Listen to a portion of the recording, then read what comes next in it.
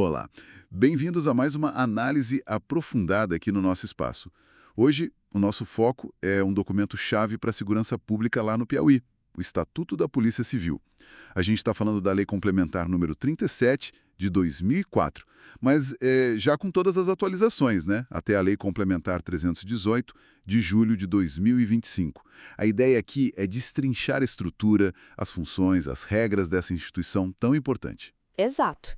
E é um documento, assim, bem extenso, né? Ele vai desde o básico, tipo missão e valores da Polícia Civil, até os detalhes da carreira, direitos, deveres, uma lista enorme, aliás, e o regime disciplinar.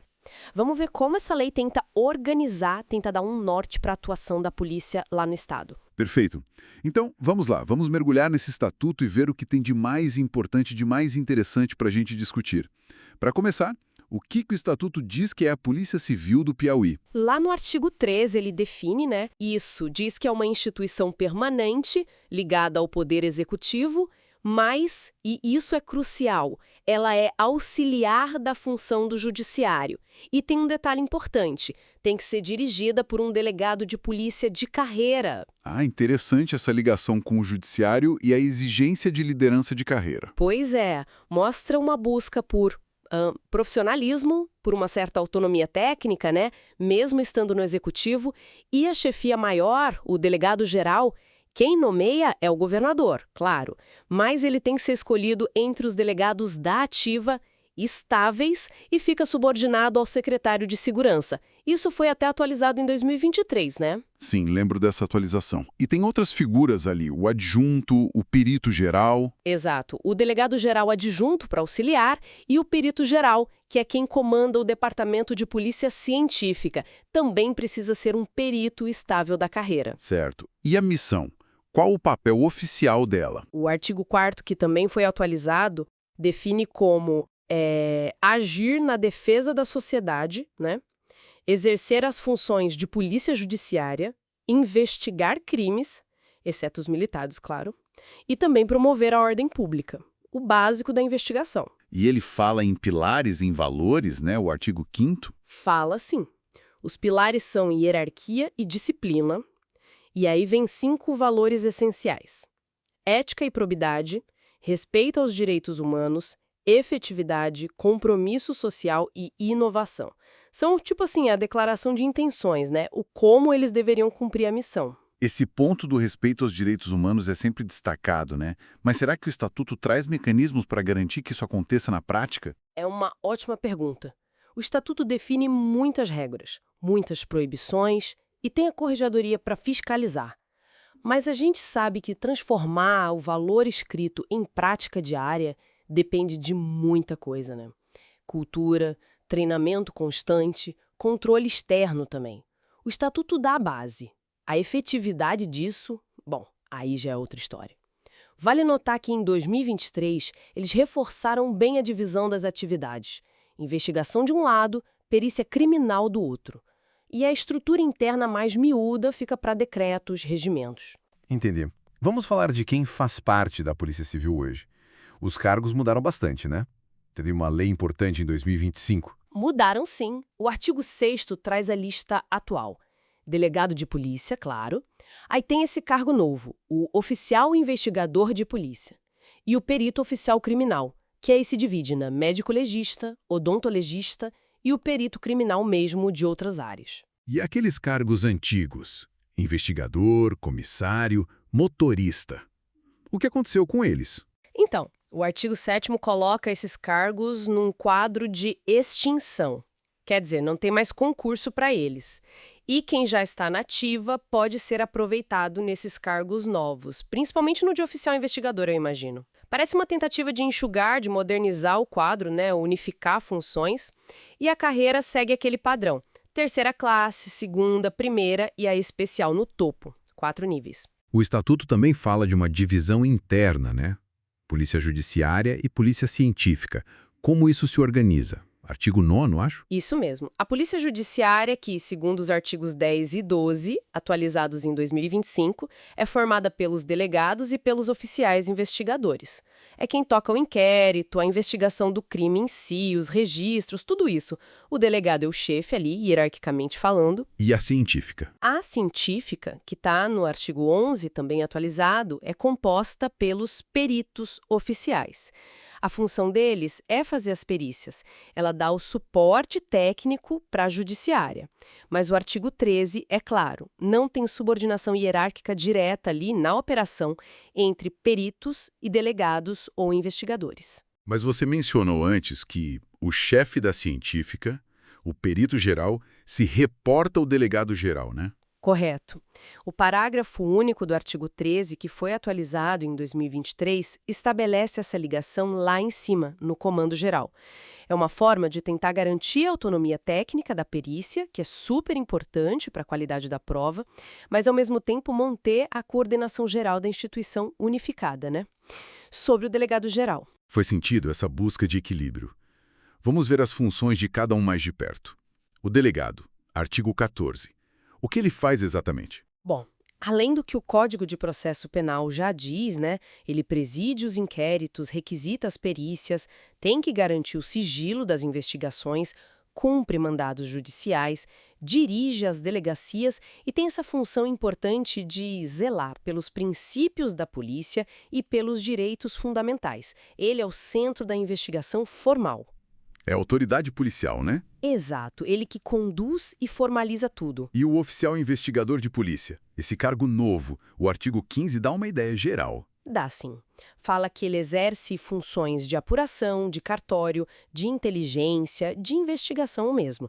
Tudo coordenado pelo delegado, claro, mas o interessante é que fala em atuação técnica e científica. E o artigo 16 detalha isso muito, né? Cumprir mandado, fazer diligência na rua, isolar local de crime, até cuidar do cartório, tipo controlar livro, bens apreendidos, ouvir testemunha e reduzir a termo, dirigir viatura, fazer segurança de autoridade e pode até chefiar equipes de investigação ou o próprio cartório. E uma coisa importante, pode lavrar TCO, o termo circunstanciado de ocorrência, para crimes menores, mas sempre com supervisão do delegado. É muita responsabilidade. E essa história de laudo investigativo que eles têm que produzir, isso é diferente do laudo pericial, né? Com certeza. O laudo pericial é exclusivo do perito oficial criminal.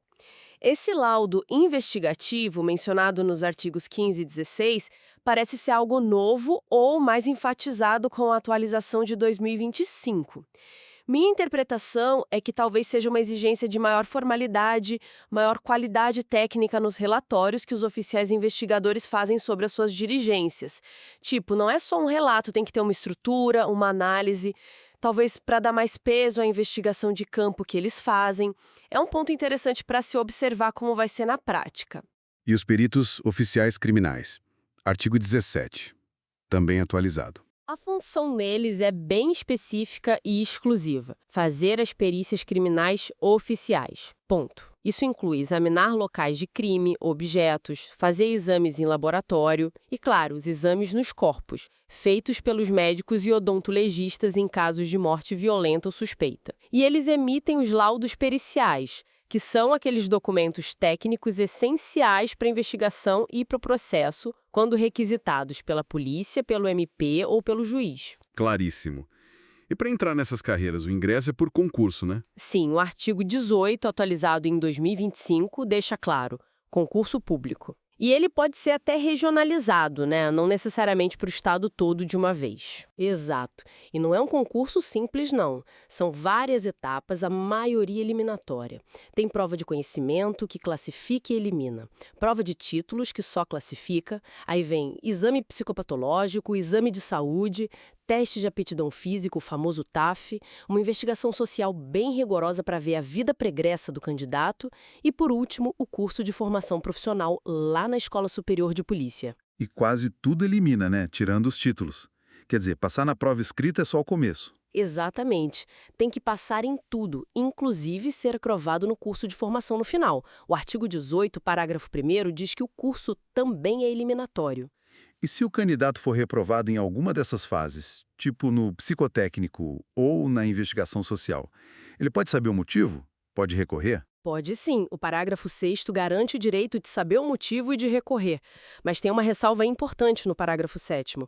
Para a fase que tem sigilo, como o psicopatológico e a investigação social, a publicidade dos atos é restrita, então o acesso à informação pode ser limitado ali. Entendi. E a prova de títulos tem um peso grande? Tem um peso relevante, sim. O parágrafo 5º diz que tem que valer no mínimo 10% da pontuação final. E tem uma novidade interessante de 2025. Para quem já trabalhou na Polícia Civil antes, esse tempo pode contar pontos nos títulos, especialmente para delegado. Está lá nos parágrafos 11 e 12. E a formação exigida? Nível superior para todo mundo agora. Quase isso. O artigo 25, também atualizado em 2025, especifica: para delegado, precisa ser bacharel em direito e ter 3 anos de atividade jurídica ou policial. Não basta só o diploma. Para oficial ou investigador, aí sim é nível superior em qualquer área. E para perito oficial, é nível superior na área específica da perícia. Medicina, odonto, química, biologia, engenharia, depende da vaga. E além do diploma, tem a carteira de motorista, né? E passar no curso de formação, claro. Isso, o artigo 26 exige a CNH categoria B no mínimo ou outra conforme o edital, e a aprovação no curso. Esse curso de formação, aliás, tem umas regras próprias no artigo 24. Duração mínima de 300 horas aula, o candidato recebe uma ajuda de custo pelo menos metade do vencimento inicial do cargo e tem aquela cláusula de fidelidade, né? Se pedir para sair antes de 3 anos de serviço, tem que devolver o dinheiro que o Estado gastou na formação. Isso foi adicionado em 2025. É um jeito de garantir um retorno do investimento. Certo. Entrou na carreira, foi aprovado em tudo, como é que sobe? Como funciona a progressão? A progressão é por promoção, né? Entre as classes terceira, segunda, primeira e especial. O artigo 28 fala disso. Exato. E o sistema é misto. 50% por antiguidade e 50% por merecimento. De forma alternada. Está lá no artigo 32. E as promoções têm data marcada. 21 de abril, dia de Tiradentes, e 28 de outubro, dia do servidor público. Artigo 30. Tem que ficar um tempo mínimo em cada classe para poder subir? Tem sim.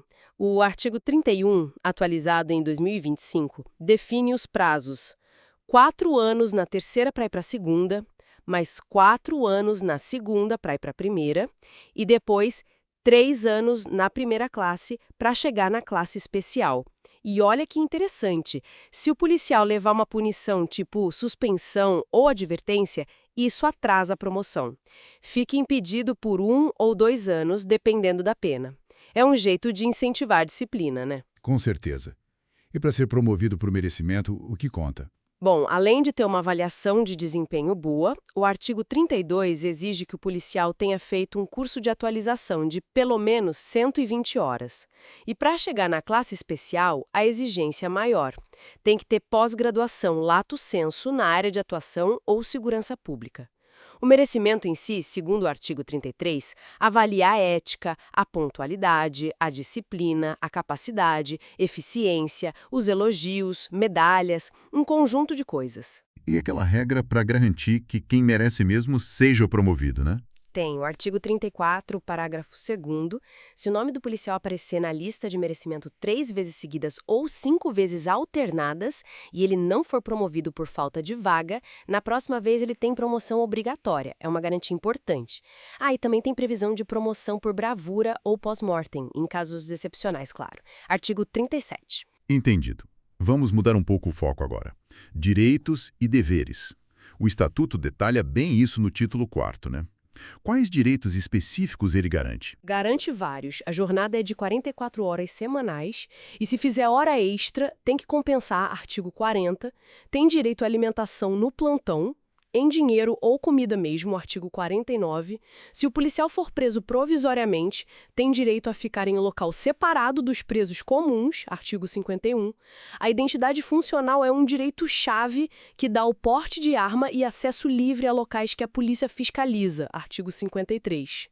Porte de arma e identidade funcional são quase símbolos da função, né? Exato. E o Estado tem que fornecer a arma, a cautela, né? O artigo 54, atualizado em 2025, garante isso. E mesmo quem se aposenta, o inativo, mantém a identidade, com cor diferente, e o porte de arma, segundo o artigo 55. E um direito muito importante: se o policial se envolver em alguma ocorrência por causa do serviço ou sofrer um acidente de trabalho, o Estado tem que dar assistência jurídica e médico hospitalar. Artigo 56. E tem as recompensas formais por bom trabalho, tipo medalhas e elogios, art. 52. São direitos importantes considerando os riscos da profissão. E os deveres? O que o Estatuto exige do policial? O artigo 57 lista os principais deveres. É básico, esperado, né? Ser disciplinado, respeitar a hierarquia, cuidar da imagem da instituição, ter uma conduta correta na vida pública e privada, agir rápido com eficiência, ser probo, cumprir os prazos das investigações, usar força só quando for realmente necessário e com moderação, e se manter preparado tanto física quanto intelectualmente. Faz todo sentido. Agora, a parte das proibições. Artigo 58. Você comentou que a lista é enorme. Nossa, gigante. São 59 incisos. Eles tentaram prever muita situação ali. Vai desde coisa tipo, ser negligente com arma ou bens da polícia, até falar que é policial sem necessidade, criticar autoridades publicamente, tirar documento da repartição sem permissão, vazar informação sigilosa. E tem umas proibições sobre a conduta pessoal também, né? Tem sim. Tipo, ter relação com um criminoso conhecido, se não for por motivo de serviço, praticar ato escandaloso que prejudique a imagem da polícia, usar a insígnia ou arma indevidamente, indicar advogado para preso, frequentar lugar incompatível com o decoro da função. E coisas mais graves relacionadas diretamente ao trabalho policial. Sim, várias. Ordenar prisão ilegal, chegar bêbado no trabalho, desobedecer ordem a não ser que seja ilegal, claro, ofender a moral dos colegas ou cidadãos, maltratar preso, impedir o advogado de acompanhar o interrogatório, cobrar taxa ilegal por serviço policial, usar bem apreendido para si, facilitar fuga de preso, mentir em documento oficial, se omitir numa ocorrência mesmo estando de folga, jogar dentro da delegacia, vício em jogo, álcool ou droga, e uma que foi adicionada em 2024, deixar de registrar uma ocorrência quando alguém pede. Inciso lixo. As punições variam com a gravidade, né? O Estatuto prevê 3. Advertência, artigo 65, para faltas leves, tipo desrespeitar um colega verbalmente. Incisos 2º a 5º do artigo 58, por exemplo. Depois vem a suspensão, que pode até 90 dias, artigo 66. Essa é para faltas de gravidade média, como vazar informação, ou para quem reincide em falta leve. Cobre os incisos 6º a 34º, mais ou menos. E, por último, a demissão, artigo 67, que é a pena máxima. Essa é para as faltas mais graves, como corrupção, crime contra a administração, abandono de cargo ou muitas daquelas proibições que a gente listou. Maltratar preso, facilitar fuga, usar a função para benefício próprio, incisos 1º, 8º, 35º, LX. E tem um processo para aplicar essas penas, né? Não é automático. Claro, tem o processo administrativo disciplinar, o PAD. Os artigos 60 a 64 dão as diretrizes. Ele segue o Estatuto Geral dos Servidores do Estado, mas tem umas regras próprias. Por exemplo, a comissão que apura tem que ser formada por 3 policiais civis estáveis e tem um controle da Procuradoria-Geral do Estado no final para garantir a legalidade, a não ser que a comissão já seja presidida por um procurador. Entendi. Além dessas regras todas para os policiais, o Estatuto também cria e organiza os órgãos de gestão e controle da própria Polícia Civil, certo? Sim, são estruturas-chave para o funcionamento. O primeiro é o Conselho Superior de Polícia Civil, lá no artigo 71, que foi atualizado em 2023. É um órgão colegiado que tem funções de consulta, de normatização e de decisão em alguns assuntos. E quem faz parte desse conselho? Tem os membros natos, que são as principais chefias, o delegado-geral, o adjunto, o corregedor-geral, o diretor da academia, o perito-geral. E olha que interessante, tem também 4 membros eleitos, que representam os policiais, indicados pelos sindicatos das categorias. Então tem uma representação da base No Conselho, isso dá mais legitimidade para as decisões? A ideia é essa, né? Dar um canal para a voz dos servidores chegar nas decisões importantes. O Conselho, artigo 72, cuida de coisas como zelar pelos princípios da polícia, avaliar o estágio probatório dos novatos, elaborar as listas para promoção por merecimento, propor melhorias. Ter essa representação eleita pode ajudar a equilibrar a visão da administração com as necessidades e perspectivas de quem está na ponta. Além do Conselho, quem mais comanda? O delegado-geral, imagino. Exatamente. O artigo 73, atualizado em 2023, define o delegado-geral como o chefe da Polícia Civil. Ele dirige, planeja, administra, baixa portarias, movimento pessoal. Ele pode até avocar, quer dizer, chamar para si um inquérito policial em casos excepcionais. E autoriza viagens de policiais em serviço para fora do Estado. E para fiscalizar tudo isso internamente, tem a Corregedoria. Tem a Corregedoria Geral da Polícia Civil, artigo 74, atualizado em 2023, é o órgão de controle interno dirigida por um delegado estável. A função dela é investigar qualquer irregularidade cometida por policial, propor as sanções, fazer correições, que são tipo auditorias nas delegacias, controlar os procedimentos e fazer aquela investigação social dos candidatos no concurso. E a formação fica por conta da academia. Isso. A Academia da Polícia Civil, Art 75, atualizado, que hoje tem status de diretoria, é responsável por toda a parte de formação, treinamento, aperfeiçoamento dos policiais, desde o curso inicial até as atualizações para promoção. E por fim, a parte científica tem um órgão próprio também, né? Tem. O Departamento de Polícia Científica, Art 76, atualizado, ele é subordinado ao delegado-geral, mas agrupa todos os institutos de perícia, medicina legal, IML, criminalística, o de identificação, biometria forense e o de DNA forense. Então, esses órgãos todos, Conselho, Delegado-Geral, Corregedoria, Academia, Departamento Científico, formam a espinha dorsal da gestão e do controle da instituição. Exatamente. Cada um com seu papel, o Conselho para Estratégia e Carreira, o DG para Execução, a Corregedoria para o Controle, a Academia para Formar e o Científico para a Prova Técnica. É o sistema que o Estatuto desenhou para a Polícia Civil do Piauí funcionar. Ufa! Acho que demos uma boa passada pelos pontos principais desse Estatuto da Polícia Civil do Piauí, hein? Já com todas essas atualizações até 2025. Vimos a estrutura, as carreiras que foram reformuladas, como se entra, como se progride, os direitos, aquela lista imensa de deveres e proibições, e os órgãos de gestão e controle. Fica bem claro que é uma lei complexa que tenta, assim, dar um direcionamento bem detalhado para a atuação da polícia no Estado. Sem dúvida. E é um documento vivo, né? A gente viu quantas atualizações recentes teve. 2020